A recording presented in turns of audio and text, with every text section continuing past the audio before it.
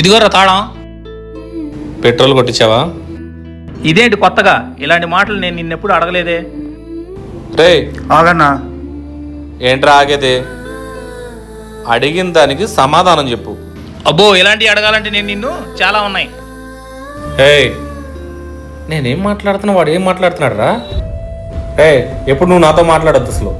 నువ్వు ఇప్పుడు వద్దనుకున్నావేమో, నీ ఫ్రెండ్షిప్ వద్దని నేను ఎప్పుడో అనుకున్నా. వెళ్తున్నా. చూసావరాడు పోనీ ఈటింగ్ కాదు, అలాంటి వాడితో లైఫ్ లో మాట్లాడకూడదు. పోరా.